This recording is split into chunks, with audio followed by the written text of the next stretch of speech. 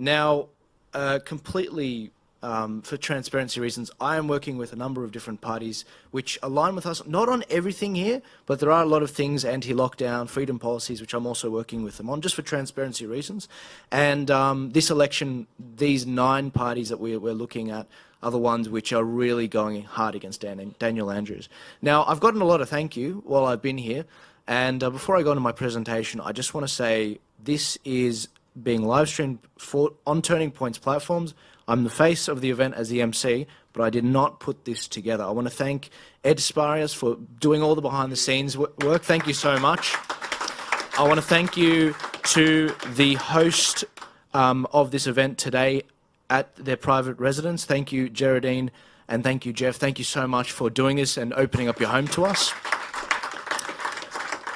And I want to say a very big thank you to the live stream that's being done as well. Sorry, can you remind me of the company? Because there's two different companies which are. Ed, do you mind telling me which? Alternative Imports, absolutely. Now, look, thank you so much to Alternative Imports for live streaming this. Live streams are an absolute headache, so gentlemen, thank you so much. You're legends. I got a lot of thank you during this, but these are the hard people behind the work. I just rocked up from Sydney this morning and looked pretty, and I'm just emceeing this event. But I want to thank you guys for your and obviously my platform on Turning Point Australia is is here for your exposure because the mainstream media are not giving you any time at all. Now, we all agree with what was outlined. We heard what Bill had to say with his extensive knowledge as a commentator. And we heard the alternative view from many of these parties as well. But how on earth are we going to help them? A lot of people, they have not been engaged in politics. That's why things are so bad after all. This is where Turning Point Australia comes in. We have a gift for the state of Victoria. 4 projects to help fight Daniel Andrews. We're virtually declaring war on the man. So, Turning Point Australia has 4 particular projects which we're rolling out over the course of the next month until the election. The first one is educational graphics to inform Victorian voters of what policies parties are voting on. The second is how to vote cards to help people best number their vote preferences. The third one is a volunteer funnel to help swell the ranks of candidates with volunteers for their campaigns. And the fourth one is, for now, classified. Until the 7th of November or a bit later, we'll be releasing it. I'm very much looking forward to sharing with you more on that. But for now, I can't tell you what it is at the risk of being censored. So, I don't think it's an overstatement in saying these are game changers. Never before has someone converted their following into how to vote cards and it gone gangbusters. Around the country, in the federal election, we had a big influence on giving people information about the parties. For example, and this is the first project which is coming out as of the 1st of November, election graphics. Very simple graphic, as you can see, from left to right, roughly ranks which parties are more totalitarian than others. So you've obviously got the socialists on the left and you've got the more freedom parties on the right. Now, look, sure, there's a lot of, this was for the federal election, by the way, so if you're looking for your favourite Victorian Freedom Party, you probably find them there. But as you can see, there's a very rough idea of where people land on things. Sure, you could tweak around a bit, especially on the far right end of the spectrum, but it's generally correct what's going on. Now, this shows people exactly where parties have what they have in their interest. And they're ranked from small government, freedom of speech and libertarian, compared to the more Daniel Andrews types on the left with big government control, low freedom and totalitarianism. This was just one graphic we put together. It cost us nothing. By the way, all of these projects cost us nothing. And we're putting it out there for people so they have transparency and they can have a game changer on this election. This is probably our most useful graphic we used in the last election. We had the most likely parties on the left that people were going to vote for from the Turning Point Australia audience of 250,000 people. And we ranked all the different policies on the left-hand side of the different policies that are in their interest. So freedom of speech, freedom of religion, many of the topics we've heard here today, pro-life, climate change and energy. We also looked at defence and economics and immigration. Now, that gave you a very general idea of what's going on in the state. you see this sea of green on the left, which basically shows you where these freedom parties or conservative or Christian parties generally land.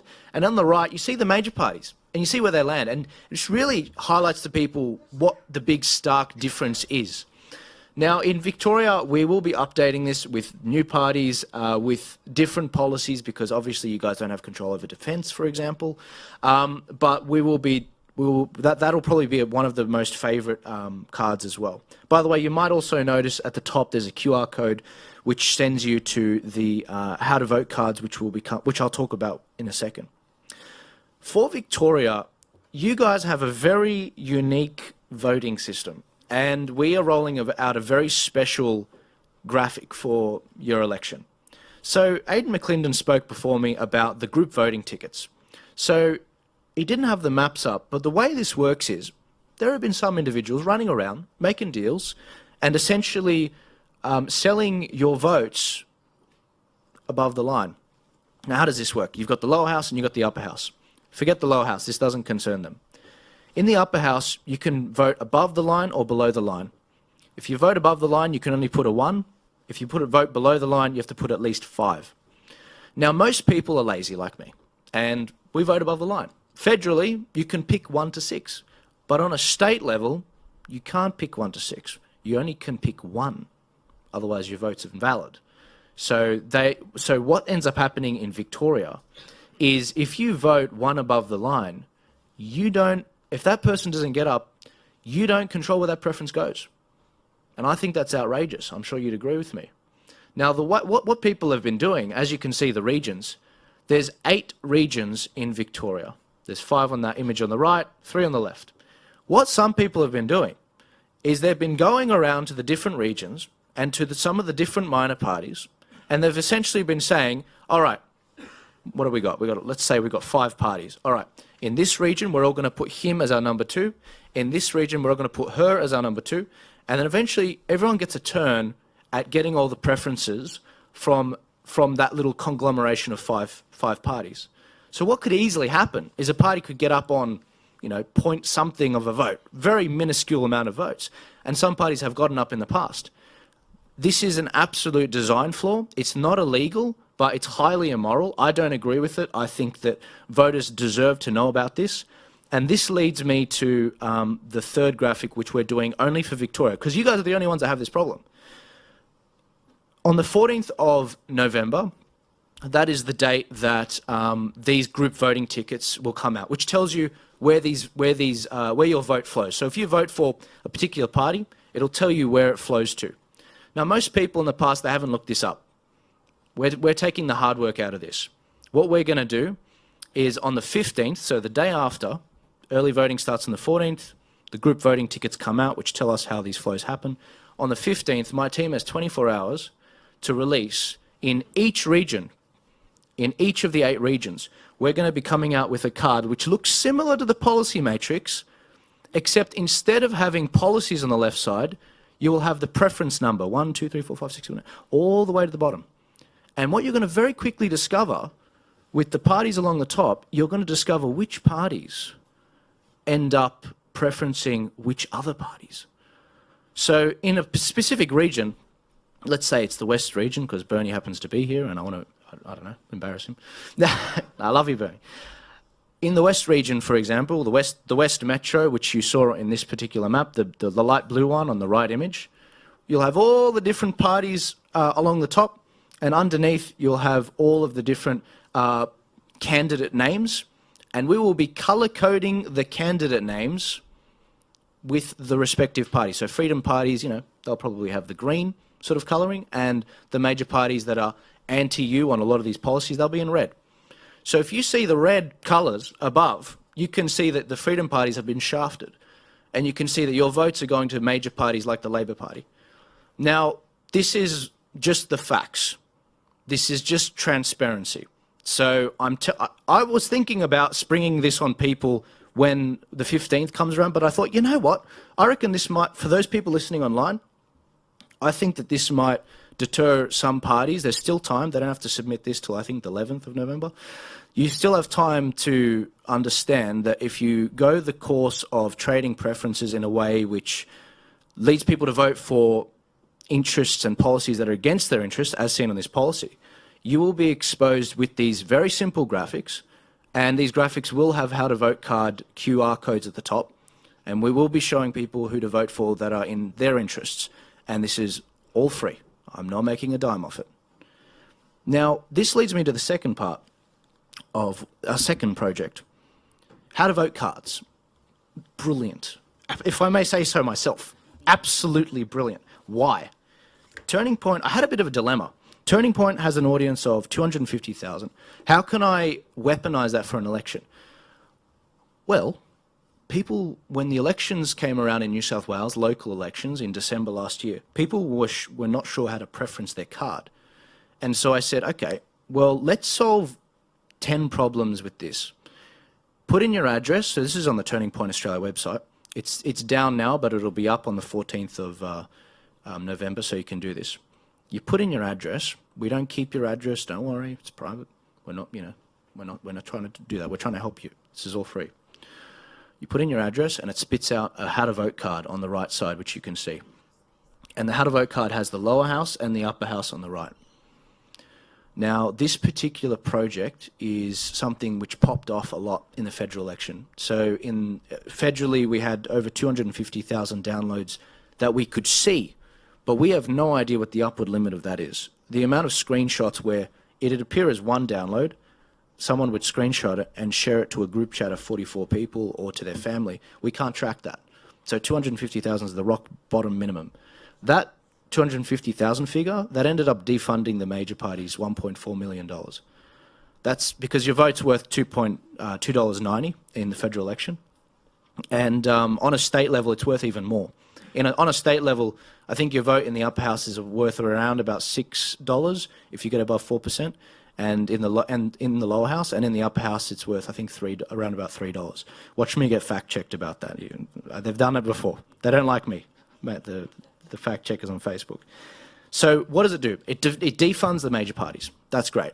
It reroutes the funding to parties that you like these fine gentlemen and the other parties that are running, conscience parties, people that actually have beliefs and they don't betray those beliefs when they get into Parliament. And it allows them to build the support from election to election, because that's the problem. We've been lacking a longitude of understanding and strategy when it comes to elections. That's where we come in. What else does it do? It reduces the margins for safe seats. What are safe seats? Well, as you can see, you've got all these different electorates. There are a lot of electorates where it's just like, there's no point in running there. Mulgrave, maybe, you won't beat Dan Andrews. No, I don't believe that for a second. I think you can beat Dan Andrews 100%. But there are some safe seats where, let's use America for example. Democrat, California, Nancy Pelosi, leader of the Democrats in the lower house. No one runs there. Republicans don't like running there because they'll never win. Well, what these how to vote cards naturally do, there's a strategy built into them where we try to reduce the margin so that they're not getting in with 69% of the vote, for example, like Scott Morrison, but we slowly reduce it so over elections we chip away at that. Because you might have Scott Morrison today in the electorate of Cook on 69% of the vote, but tomorrow you might get someone else. You might get someone worse. So we think that Australia would be far better off if you had 151 marginal seats where politicians are more aware of what their community wants than having 151, safe seats. We don't like safe seats. We want to see them gone. And that's what these how to vote cards have built into the strategy. These cards, they also allow us to efficiently channel the votes. The Labor Party and the Greens, they're in bed together. As much as they like to criticise each other and jump on the news, their preferences transfer, like 90%? Something like that. More than 90%. They're very disciplined. What does that mean? So when you say vote Labor, the chances that they end up voting Green is very high, over 90%.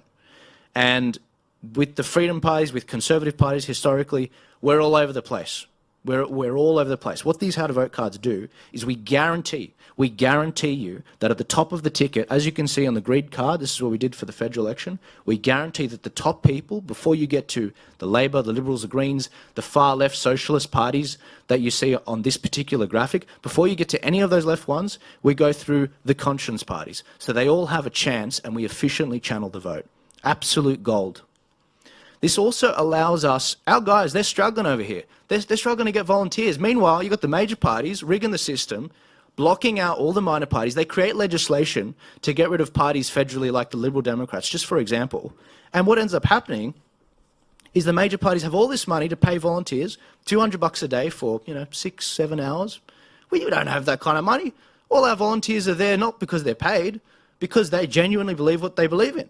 Now, what these how to vote cards do, let's take the 250,000 download figure for a second. What they do is it secures the vote.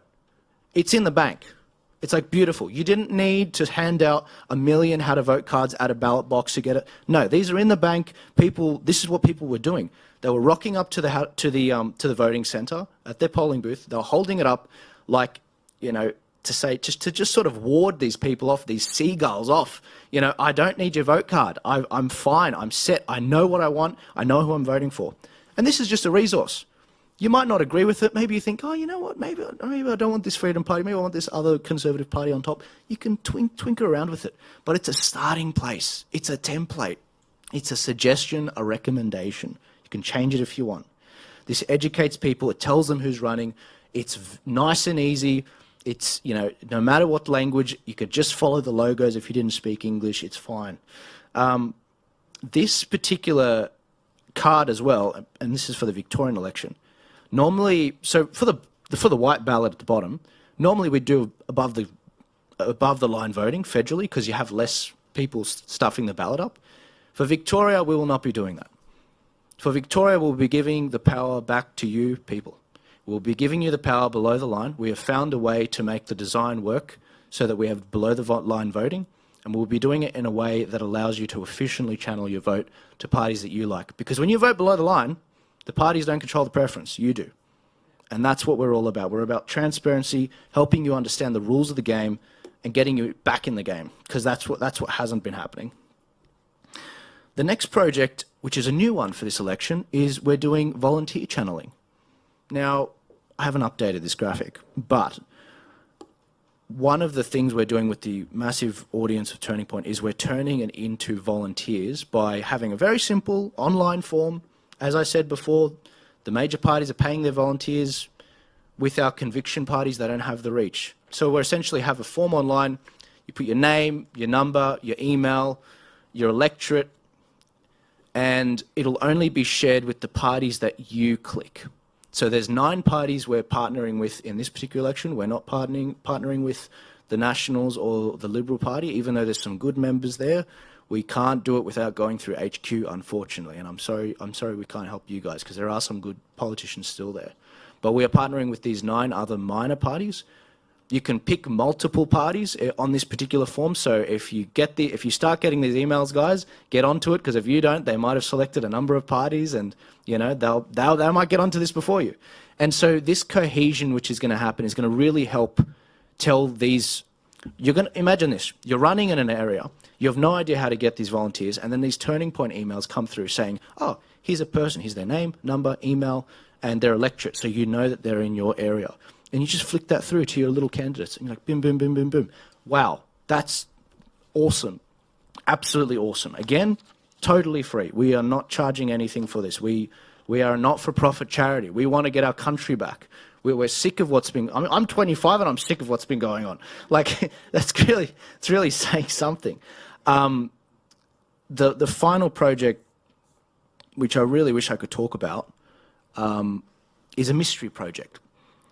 And what can I say about this? It's going to bring transparency, what we've never had in this country, and it could quite possibly get my website banned, not just me banned on social media.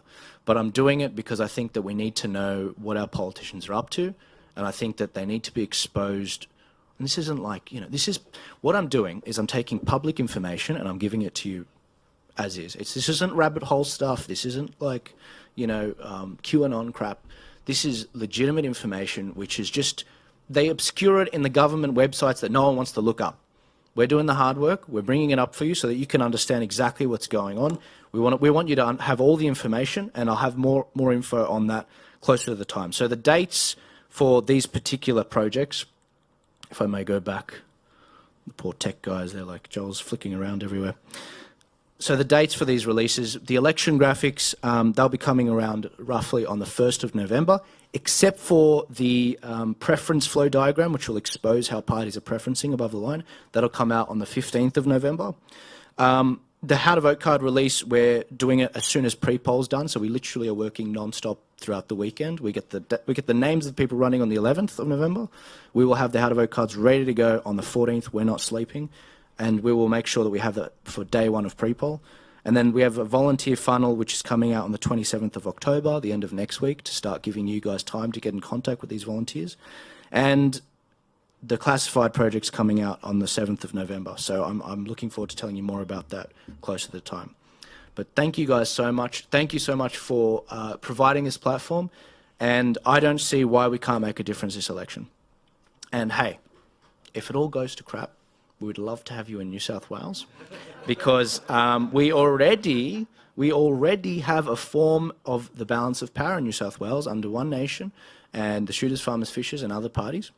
And we have a very real shot of increasing that balance of power, because our politicians are in for 8 years, not 4 years, and it's staggered in the Upper House. So we have a genuine chance at creating a Texas for the country. You can't really do that in Queensland because they don't have an Upper House, but we do in New South Wales, and at least there we could have a pushback. But for now, you can see that I'm not holding back. I'm not giving up.